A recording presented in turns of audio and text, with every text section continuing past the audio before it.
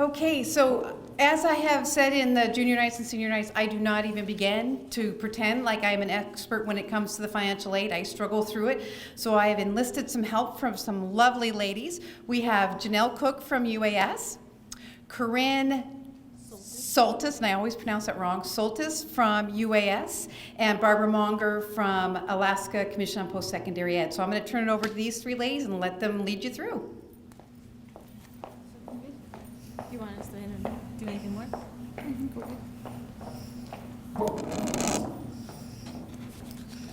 So we're going to start off today with the different topics. We're going to talk about costs, defining financial aid, the importance of FAFSA, what is FAFSA, scholarship grants, work study and loans and what those mean.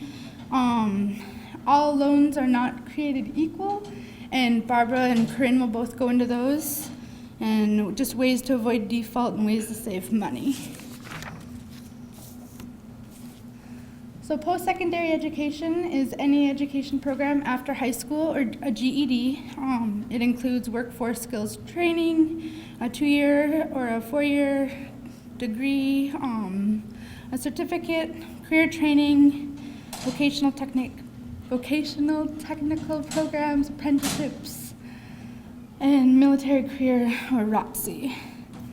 And after the post-secondary education, when you get into it, there's costs.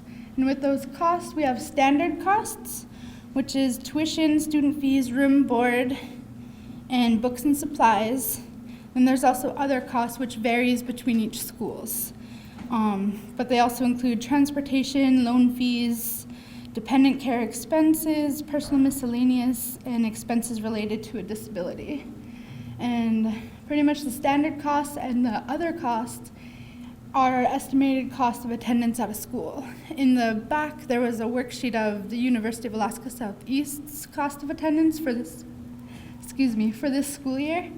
And you can look at what our school costs right now and then kind of compare it to another school for next year. So what is financial aid? Financial aid is money to help pay for college or vocational school. It's grants, scholarships, loans, work study. It's all of the above. I mean, it could be even coming out of your own pocket.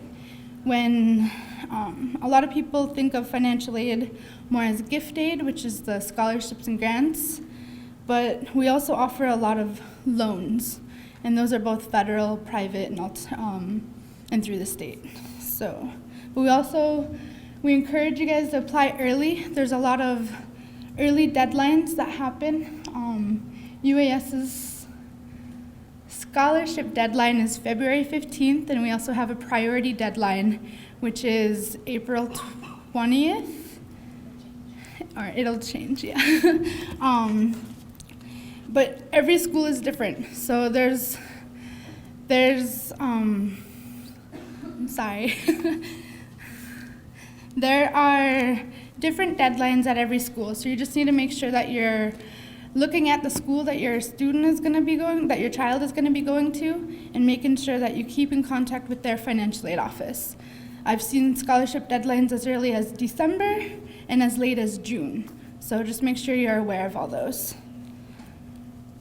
So what is the FAFSA? The FAFSA is a free application for federal student aid, and it's the first step in applying for financial aid. This is administered by the U.S. Department of Education, and you have to apply after January 1st, but you also have to reapply every year. So it's not just one application, it's every time your student needs financial aid, you have to reapply that next year. So the FAFSA is used for different types of aid. It's not just for federal aid, which include Pell Grant, SEOG, Teach Grant, Work Study, and the loans, but it's also for state and a lot of campus-based aid, private and public scholarships. So like Misha was saying, there's a lot of scholarships that require you guys to do the FAFSA, so it's really important to have that in as early as possible. And nope, that's okay.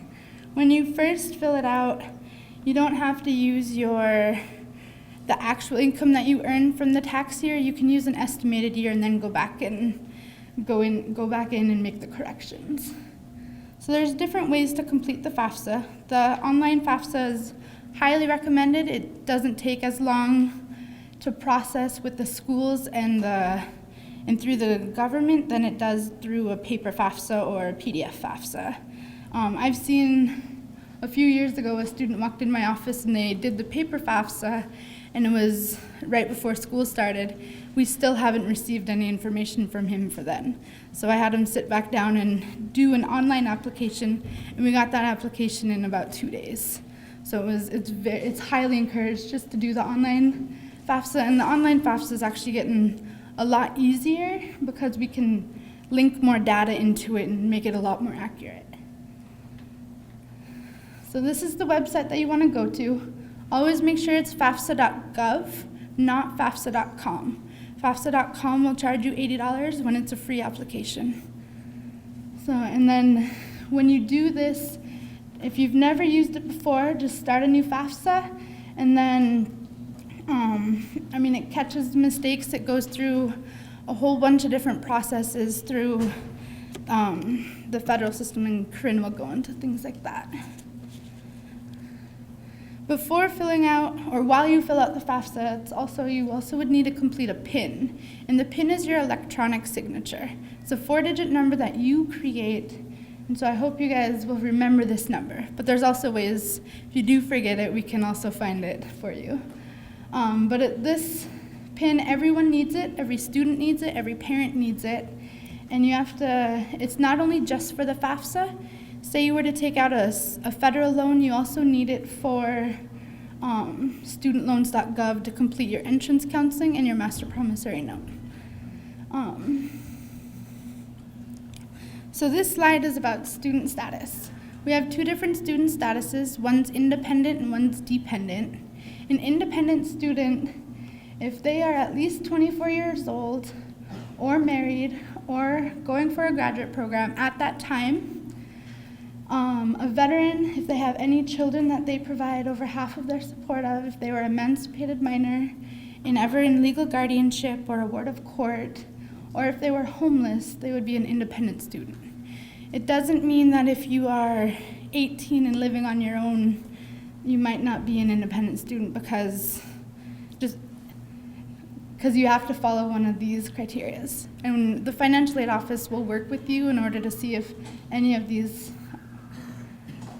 are available for you. But if you can't answer yes to those, you are a dependent student, and then you would also have to provide your parents' information on it.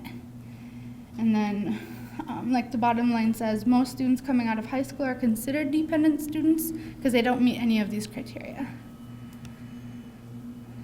So what happens to your FAFSA is there's a federal methodology process, and Corinne will touch base on this here in a few minutes. You'll actually get a student aid report, which is also a SAR, and you would log back into your FAFSA to get this. Most scholarship agencies are looking for this, so just make sure that you keep it on your computer, keep it on file, and then after you submit your FAFSA, it goes through a different checks, and it'll take a few days to go to the schools, sometimes weeks. Every school is different. Some schools don't review their FAFSAs until February because that's their time to push them through. So just make sure that you get them in as soon as possible and report any changes if necessary. Like I was saying, you can estimate all your information early on and then update it once your taxes are completed. And then there's also a note in there about look for your EFC. And the EFC is listed on your SAR, which is a student aid report, and this is an example of one. And this is just like the first page, so if you were to scroll down, you'd be able to see your EFC. But the SAR it gives you a big receipt of everything that's listed on the FAFSA that you just completed. And every time that you change your FAFSA, you could get a new SAR.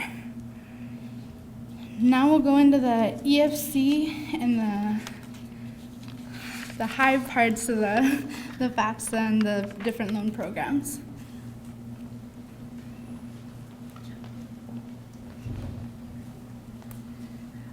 Okay, so this is kind of the fun stuff. So we're going to talk about the expected family contribution.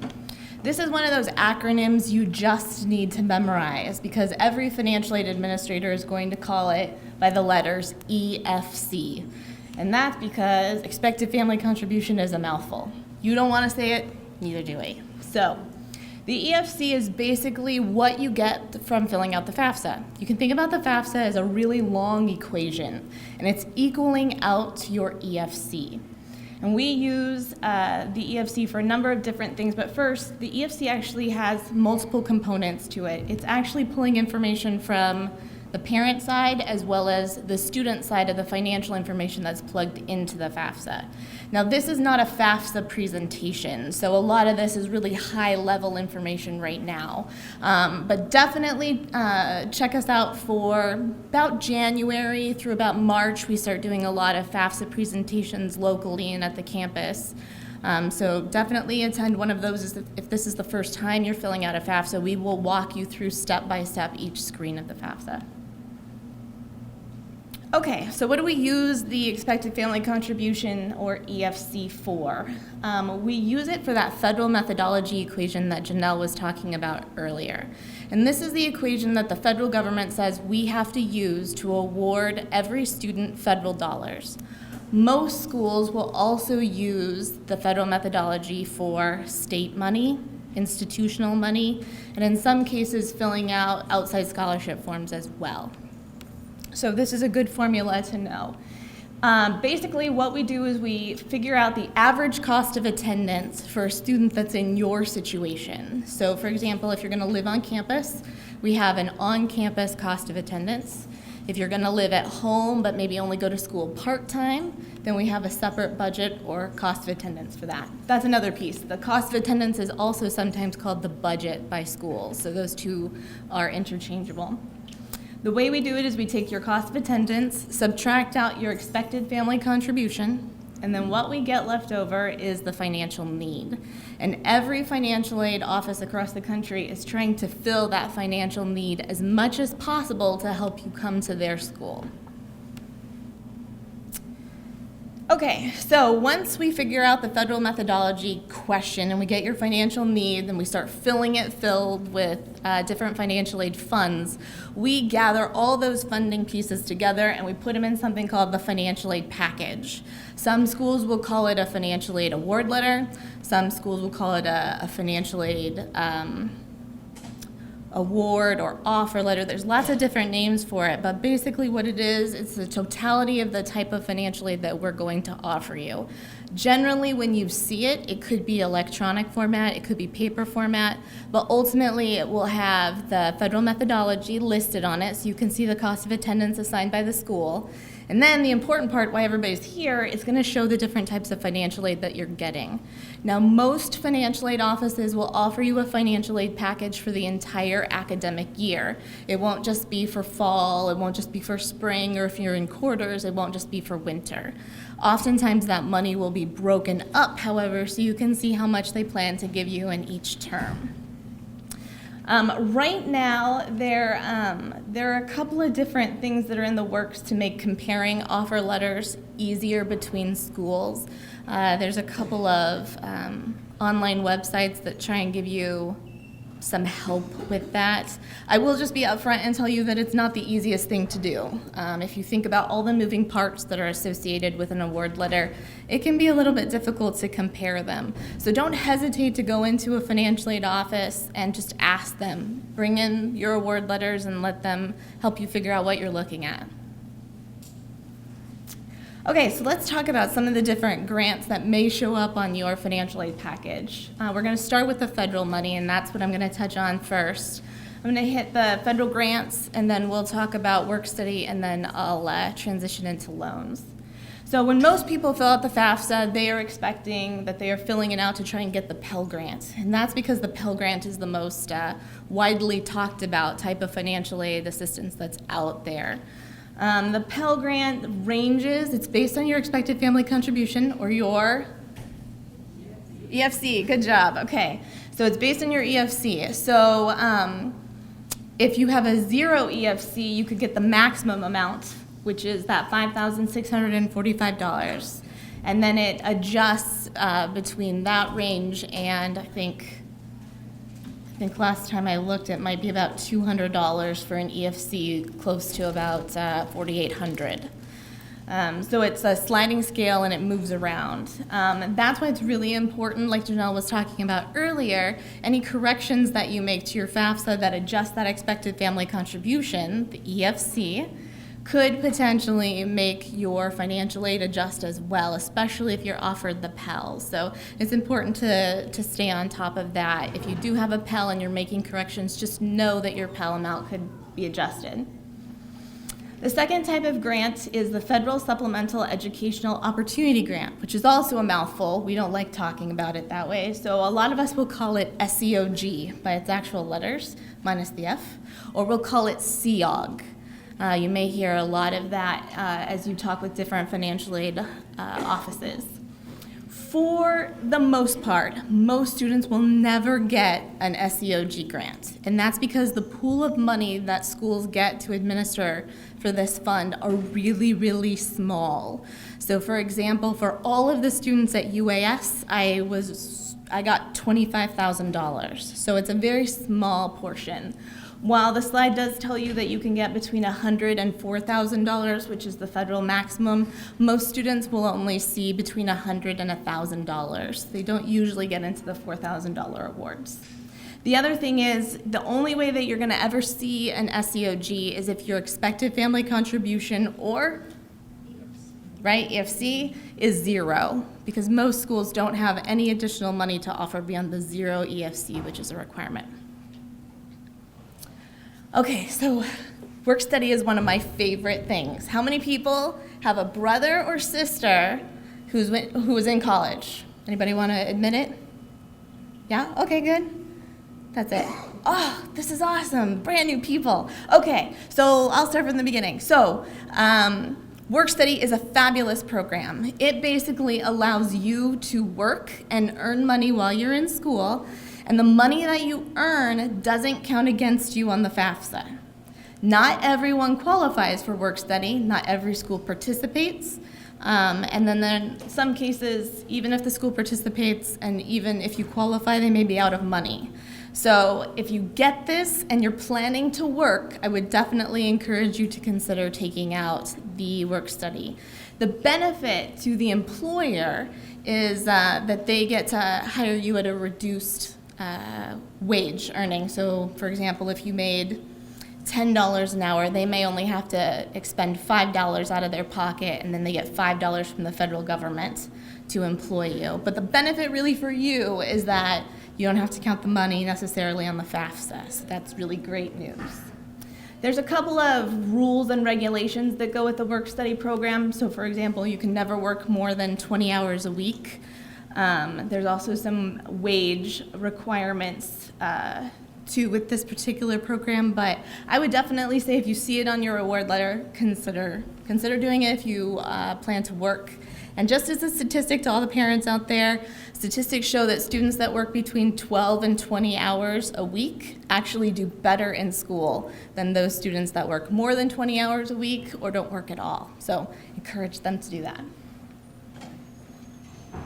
Okay, I'm not going to spend a lot of time on the TEACH grant. It is a grant that's available for students who plan to be a teacher. I do not recommend this particular grant to undergraduate students. While it starts out as a grant, it's slightly deceptive in my 16-year professional opinion. So I would say if you see this on any award letter that you're offered, really read the information and think twice before you consider taking out this particular grant. Okay. Who doesn't want to hear about loans? Be honest. Yeah, right? I wouldn't normally want to hear about them either, especially if I'm having to take them out. What would you do if I told you that borrowing loans was a good thing? Would you believe me? No, right? Prove it to me, Corinne. Okay, I will. All right, who would give me $35,000 if I turned around and gave them $1 million? Who would trade $35,000 for $1 million? Really? No participation in the back of the room? Okay, all right, thank you. So basically, the average student is going to borrow about $25,000 to go to school and get a baccalaureate degree. All of the statistics that are being brought out by the federal government right now show that a student who has a bachelor's degree compared to a student who has no college at all but a high school diploma will earn $1 million more than their counterpart. So yes, you do have to borrow some money, most of you will, but I think it's a pretty good trade-off to trade off $35,000 for $1 million. So think about that. Don't think about loans as being a bad thing. They're not bad. There's only bad borrowing habits. Borrowing is actually not a bad thing. So what's a bad borrowing habit, Corinne? A bad borrowing habit would be to borrow money so that you could go on vacation. That would be bad if you were borrowing student loans to do that. What's good borrowing? To pay for your tuition and fees. One of those things will make you more money in the long run. Which one is that? Borrowing for the tuition and fees. And one of them will give you some pretty awesome memories, but it's not necessarily going to net you any additional income. And which one's that one? The vacation. Right, exactly. So don't be afraid about the loans. The interest rates right now are incredible. And there's all different kinds of different loans. Right here on this slide is a breakdown of the two main categories of loans. You've got your federal loans, and then you've got your different types of alternative loans. Now, we're only going to talk about the state of Alaska alternative loans today, but there are lots of different kinds. And just so that you know, alternative loans go by a lot of different names. You might hear private loan, private bank loan, alternative loan, and there's a couple other ones mixed in there. But if you hear any of those things, if it ever says loan and doesn't proceed with like federal in front of it, think about it as one of these alternative loans. But we're going to talk about the federal ones because if you have to borrow, that's where you want to start. Okay, so the very first one is Perkins. Now, anybody that plans to stay in Alaska will probably not run into a Perkins loan. And that's because most of the schools in Alaska have liquidated their Perkins funds back to the Department of Education.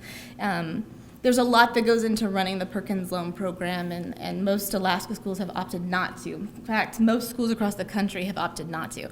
But if you do end up getting a Perkins loan, historically, the interest rate for the Perkins loan has been very, very good, lower sometimes than the Stafford loans. Right now it's 5%, and the other loans are 3.86. We'll double check me on that next slide. So right now the Perkins loan doesn't look great, but if you needed something beyond just the Stafford loan, the Perkins loan might be something you should consider. My best piece of recommendation is if you do see the Perkins loan on your financial aid package, just read all of the material that comes with it, because you're definitely signing a loan for that one. Okay, but let's talk about the basic loans that most students are looking at, and that's going to be the federal Stafford loans. These loans have a couple of things in common. To begin with, they're the lowest cost options that are available for students who are borrowing for education purposes. And I say that because it goes hand in hand with the repayment options that are available. The Department of Education has provided amazing repayment options for these loans that really makes it very easy to never default on a loan and never not be able to make a scheduled payment. They're also very flexible with payments, so no one should ever run into a situation where they default on the loan or don't pay it back, because there's so many different options. The other thing about federal loans is that they're guaranteed loans. Guaranteed loans means there's no credit check for these loans. So every borrower qualifies for the loans that are offered to them. No credit history is required, no collateral. It really is the way that most students build their credit or alternatively destroy their credit. So it's really important that if they're taking out these loans, that parents, you sit your child down and really instill in them the understanding of what that loan is. To help you, there's a lot of different things that the Department of Education does, including what's called entrance counseling. For entrance counseling, it's a mandatory exam that the student reads and then takes a multiple choice question exam at the end to make sure they understand what it means, what their rights and responsibilities as a borrower are. as well as a real brief overview of what the repayment options are. So the federal government does a very good job of keeping you informed if you read all the material. And really, really read, not just skim. You really want to pay attention to this loan stuff because it may seem like it's super easy, but you're going to be paying on those loans for probably about 10 years. Some of you who are going for professional degrees may be paying on them for 30 years or more. So you should pay very close attention to what you're signing when you're doing the loan piece. Those are the interest rates right now. Congress thankfully passed an adjustment to give us some new rates. So we're at 3.86 fixed. That is a yearly rate. So next year, that rate could potentially change. So just be aware of that rate moves around a little bit. But inside the federal Stafford Loan Program, there are two different types of loans. One of them is the subsidized loan, the other one is the unsubsidized loan. They're basically separated by three distinct pieces. The first one is the Stafford loan is need-based. Do you remember that federal methodology equation where you had to show financial need? You have to have open need or space for us to be able to offer you that particular loan. And you get that space by first putting all the good money down, right? All your scholarships go down, all the work study goes down, and then we put loans down after that. So we try to keep the good money in place first. So need-based. The government pays the interest on this loan while you are in school at least half time. At most schools, that's 6 credits, although each school could potentially be different, so you want to be mindful of that. And then last but not least, it's not listed up here, but the amount of money. The subsidized loan has a lower yearly amount, and that's between $3,500 and $5,500 per year based on your enrollment level in school. The other type of federal loan is the unsubsidized Stafford loan. For that one, you don't need. So that means everybody in this room should be applying for the FAFSA for no other reason than to qualify for the unsubsidized loan. Well, wait, Corinne, I don't need to do that. We've got enough money, we don't want to borrow anything. Okay, that might seem really good today. However, who knows what's going to happen tomorrow? Maybe there's a layoff. Maybe you have an unexpected expense. Do you really want to wait months to be able to qualify for financial aid, or do you just fill out the FAFSA now and just sort of set it aside? You get this nice unsubsidized loan that you don't necessarily take out right now, and then when it does, if it does, come time that you have to use that money, boom, it's right there. Most schools can give it to you within 10 days. So this is a long-term planning reason why you should consider at least filling out the FAFSA every year, whether you think you need loans or not, to potentially qualify for a loan if there's an emergency situation and you need to borrow money at the last minute.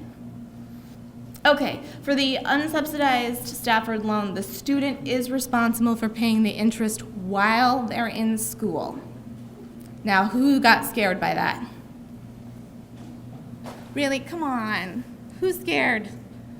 Yeah, a little nervous? That could be really scary, right? How much money could that possibly be, Corinne? $20 a month, maybe. So that should never concern you about borrowing that money. There's a couple of different alternatives to that. We're not going to go into them right now. It's called capitalization. So if that possibility of having to pay the interest while you're in school scares you, see me afterwards, and we'll talk about it. And then last but not least, the unsubsidized Stafford loan has a higher amount that the student can qualify for. It ranges between $2,000 and $12,500. So there's quite a bit more that the student potentially could get from the unsub than the sub loan. Okay, this is the last type of federal loan that we're going to discuss tonight. It's the PLUS loan.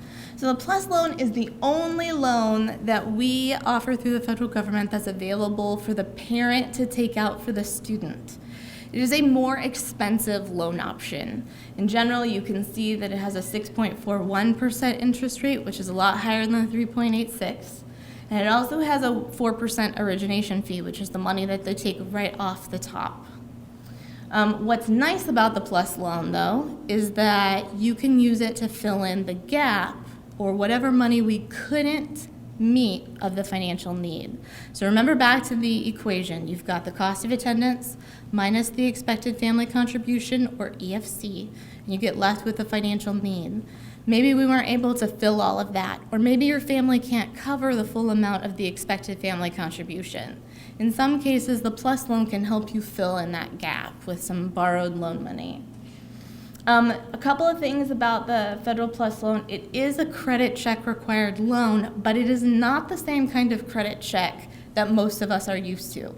It isn't necessarily checking out your credit score as much as it wants to see how well you have been at repaying loans in the past, repaying debts that you have. So maybe your credit score is not great, but you consistently pay your bills. Maybe you're working yourself out of a bankruptcy situation. You may qualify for this where you might not qualify for other types of money. So just know that it's slightly different, and if you end up wanting the PLUS loan at any point in time, contact a financial aid office. They can walk you through the details. And I think that's what I'm going to say about the Federal PLUS loan. If you have any questions about it, just let me know or see me afterwards. And now I am going to trade places with Barbara, who's going to talk to you a little bit more about the state aid. Hello, everybody. Before I go into the different types of state loans we have available, I want to backtrack just a little bit and talk about scholarships, because scholarship is that gift aid, and if you can get the scholarships, that's of course better than trying to take out a loan. So the Alaska Performance Scholarship I'll be talking about in a minute, but for other scholarships, the best time for seniors to start looking is either in the summer before their senior year, or basically the first part of their senior year in the fall. So this is the best time to start looking for scholarships. A lot of scholarships have different deadlines, some of them as early as December, and some as late, like they said, as June. So just be aware, there's a lot of ways to look for scholarships. akcis.org is a great site to go, and they have a scholarship sort, and you can put in your specific information and then find scholarships tailored to you. There's also FastWeb and collegeboard.com. But beware, there are scams out there. If they ask you to pay for the scholarship, it's probably a scam. If it sounds too good to be true, it's probably a scam. So just beware, there are some scams out there. Don't give your personal information until you know that it's not a scam. The only time you'll be asked to pay for looking for scholarships is through some of the top dollar schools, such as Harvard and Yale. They have a CSS profile, and this profile has a fee involved. So you might be asked for that if you're looking at those type of schools. The Alaska Performance Scholarship. This is a scholarship for all Alaska high school students. It's good to start for this scholarship as early as the 9th grade because there's certain courses that you have to take. But if your student's graduating in 2014, there wasn't specific courses, there were just certain types of courses that they had to take to qualify. And so basically you can get up to level 1, which is $4,755 per year to be used at an Alaska college or technical institution if you qualify with GPA, ACT, SAT, or work keys. The work keys will qualify you, if you qualify with that and not the ACT and SAT, that would qualify for a technical certificate, not a college degree. But if you qualify with the ACT or SAT, then you can qualify for either one, either a technical certificate or a college degree. But it's a great one to try for, and even if the student decides not to go while they're get out of college, they have 6 years. Once they qualify for it, they have to qualify before they graduate, but they have 6 years to utilize it. And it's up to 4 years worth of scholarship money. So I just like to mention it, and if you want any more information, just come talk to me afterwards. Now let's talk a little bit about our grant that we have. The Alaska Advantage Education Grant. Basically, if you're an Alaska resident and you qualify for the Pell Grant, you will probably qualify for the Alaska Advantage Education Grant. It is need-based, and there is a minimum and maximum, so you might not qualify for the maximum amount, but if you qualify for the Pell Grant, you should qualify for some amount. But the FAFSA is important in this specific grant, and it has to be put in by June 30th of the year the student is graduating. Another Alaska loan that we have is the Alaska Supplemental Education Loan. This is for students to take out. There is a credit requirement, but if the student does not have the credit, which most students don't, they can get a co-signer to help them with that. Right now, the interest rate is higher than the Stafford loan, so we do say that if you can get the Stafford loan, take that out for the maximum amount, and then if you need supplemental loans, then that's when you would look towards either a state loan or some private loan. Another one we have is the Family Education Loan. This is the FEL, and this one can be taken out by any family member, parent, step-parent, foster parent, grandparent, and they can take it out on the student's behalf. So this is a pretty good loan. But like I said, if you can take out the federal loan that the parents can take out is lower interest right now than this loan. So I would take that one out for the amount that's offered before going to the state loan. And I love this loan. This is a teacher education loan. It's for students that are thinking about teaching and thinking about teaching in Alaska in a rural school district. Now I know Juneau isn't considered a rural school district, but there's a lot of rural school districts out there that can nominate students from Juneau. All they have to do is request it, call the different districts, and let them know they're interested in this loan. And as long as the student gets nominated, they can take this out. It's 0% interest while they're in school, so the 4 years that they're in school, 0% interest. Once they get out and start working in the rural school district, every year they can put in for forgiveness. And after 5 years, they can basically get 100% of the loan forgiven. So it turns into a grant. So I love this loan. If the student's interested in teaching, this is a great way to go. The Wind Brindle is also another Alaska-specific loan that's out there for students that are interested in the fishery field. And this one, they have to be going into some sort of fishery industry, fishery management, seafood processing, but it's 0% while they're in school. And after they start working in the fishery industry after school, they can get 50% of the loan forgiven. They have to request it each year. So those are two great Alaska-specific loans that are out there. So what you need to think about when you're looking at loans is, of course, you want to get the gift aid first, but if you need to take out a loan, think about the origination fee. The origination fee is basically an administration fee that is placed on top of the loan, and it can be from 2% to 4%, and I've seen it higher than that in private loans. And so that's the amount of money they're going to take off the top. So if you put in for a $10,000 loan, you're not going to get $10,000. They're going to take that money off the top, but you're still owing on the whole $10,000. It's basically, like I said, an administration fee. There's various types of loan, and you'll usually receive less money than you put in for. So make wise choices. Look for that gift aid first, and then look for the lowest rates, the low origination fee, and any borrower benefits that are out there. That's why right now the federal Stafford loan is the lowest rate out there. So apply by the FAFSA, even if you don't know if you need a loan. Like they were saying, that's the best way to do it. Apply, and then just have it on standby. And then if you need it, it's there for you. Some of the requirements for the state loans is that you have to be an Alaska resident. You have to be at least a minimum of half-time, and a U.S. citizen or an eligible non-citizen. But the great thing about the Alaska state loans is you can go to colleges outside Alaska. So you can borrow from the state and still go down to the lower 48 as long as you maintain your residency in Alaska. And some students don't understand, but there are certain ways that you can lose your residency, and you don't want to lose it because also you'd be losing your PFD and stuff. So don't register to vote in another state, don't get a driver's license in another state, maintain that Alaska state residency so that you can continue borrowing from the state and also continue and get all the other benefits that the state of Alaska has. Now, repayment of the loans, this is for the state of Alaska loans, but most of the loans out there are about the same. Students have 6 months after they get out of college, after they graduate. It's like just a period of time to get on their feet and get a job, and then they'll have to start paying on the loans.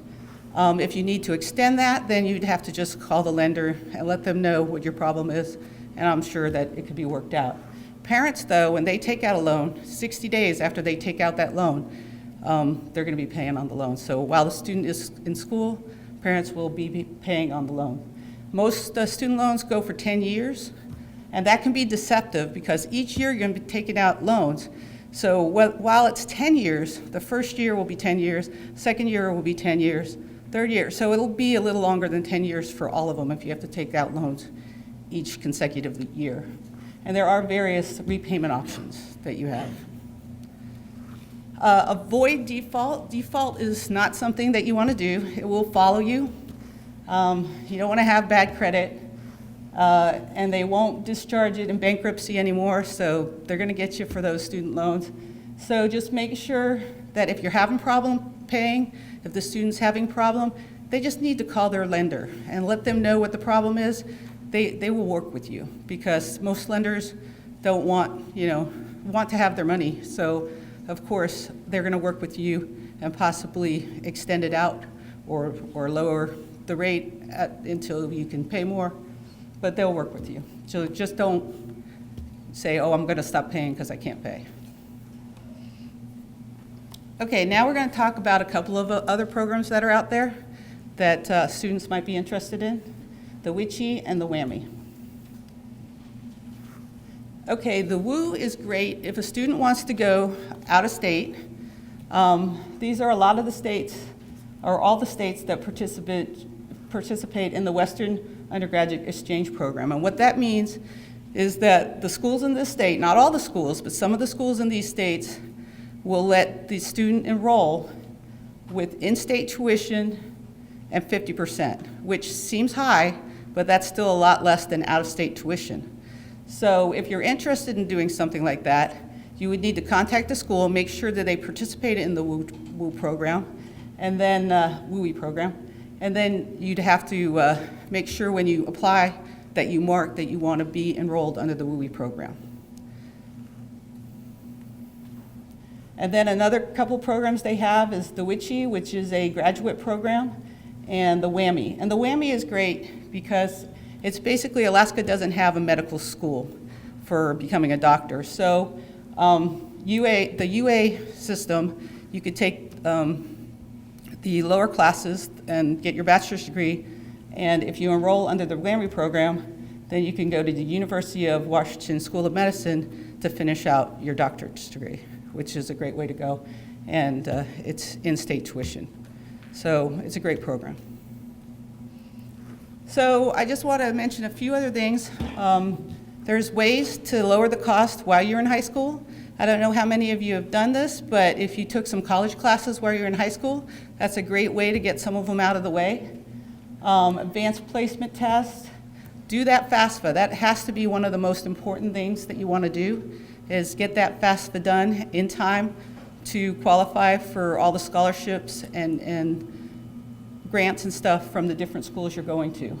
Apply for the scholarships, take a full course load. If you're going to go to college, you want to do it 4 years in 4 years. You don't want to do 4 years in 6 years or 4 years in 7 or 8 years. The less time you spend in college, I mean, you want to have fun, but the less time you spend there, the less money you're going to have to spend out of pocket. So take a full course load. Do that work study. That's a great program. Good way to get extra money, and it doesn't count against your EFC the next year. And borrow only what you need. Don't borrow that extra money for that vacation like they were saying. You just want to borrow what you need to pay for college. These are some of the websites that are out there. Ours is up there also, acpe.alaska.gov. If you need any help, go to these websites. And then I mentioned briefly about AKCIS. This is a great website. You can get the password from your school counselor, and you can go on here, take interest test, find out what you're interested in if you're not sure, search different colleges that they have, There's a scholarship sort, there's all sorts of good stuff on this website, so I always put it up here. And that's about all I have.